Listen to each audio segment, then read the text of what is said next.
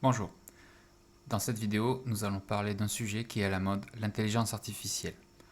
Alors, comme vous imaginez, Excel a beaucoup de capacités, dont l'intelligence artificielle, par de nouvelles applications ou de nouvelles fonctionnalités. Mais l'intelligence artificielle existe depuis bien des années déjà dans Excel.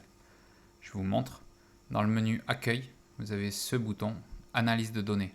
Si vous avez une plage de données que vous ne connaissez pas et que vous voulez avoir un rapide aperçu de qu'est-ce qui peut être intéressant dans ces données, vous faites un clic gauche dessus, vous patientez un petit peu, Excel commence à analyser et vous propose tout un tas de choses qui sont un tableau croisé dynamique, et vous avez juste à faire un petit plus pour insérer tableau croisé dynamique. Il a créé une feuille suggestion, il y a ce tableau. Il a même créé une autre feuille données transformées en disant détail important, vous insérez des données qui sont peut-être utiles, mais le format n'était pas super, ou en tout cas l'entête n'était pas super, donc Excel les a transformés. Et c'est à partir de là que ce tableau croisé dynamique va chercher les données. Je reviens sur ma plage.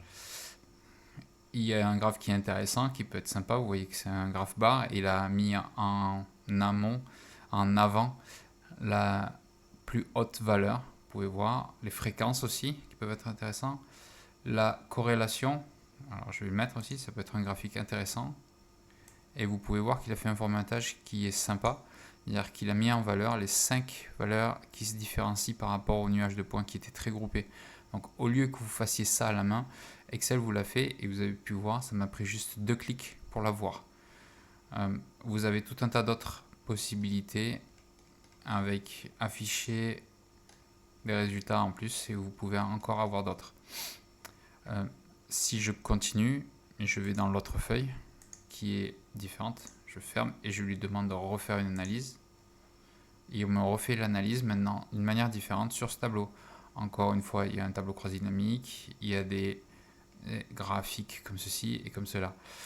Je peux même aller chercher un petit peu plus en détail et définir un petit peu ce que je veux. Donc là, il voit année, ID, non, qui ne sont pas des valeurs. Et là, il dit le nombre de... Je vais l'agrandir, voilà, comme ça vous le verrez mieux. Nombre de formations, il a fait une somme, il a considéré qu'il fallait faire une somme. Le coût total, il a considéré qu'il fallait une somme, mais vous pouvez très bien faire des changements comme moyen. Ou bien vous pouvez très bien dire, vous savez quoi, ça je m'en moque, ça je m'en moque, ça je m'en moque. Vous les écartez, vous le filtrez. Et mettre à jour. Et vous pouvez voir qu'il met à jour et prend en compte ces informations. Et vous pouvez très bien faire un plus et avoir, je ferme ça, vous avez le tableau croisé dynamique avec son graphique à côté. Vous pouvez voir que c'est quand même assez sympa. Et ça, vous avez vu que ça m'a pris juste 2 secondes pour pouvoir faire ça. Donc c'est vraiment, Excel utilise l'intelligence artificielle. Et ceci est dans le menu accueil avec le bouton analyse de données. C'est depuis bien des années. Mais je parie que vous l'avez très certainement jamais vu ou pas vraiment fait attention. Une autre fonctionnalité, mais qui est beaucoup plus récente, si vous avez Excel 365, vous allez dans données. Ici, vous avez la partie Power Query et il y a ce petit appareil qui est apparu il y a de ça pas tellement longtemps maintenant, qui est à partir d'une image. Bien, Excel peut importer des données à partir d'une image. Par exemple, si je mets ici, j'ai un PDF. On pourrait très bien l'importer à partir comme c'est un fichier PDF, de dire que c'est un fichier PDF, aller le chercher, etc. Mais imaginons que c'est un PDF qui est un peu lourd ou bien qui est un peu compliqué et ça va me prendre du temps. Une manière toute simple, c'est de faire un imprime écran. Donc je fais Shift à la touche Windows S, les raccourcis qui sont pour faire un imprime écran. Je prends juste ce qu'il me faut. Je reviens ici et je clique sur le bouton de l'appareil photo.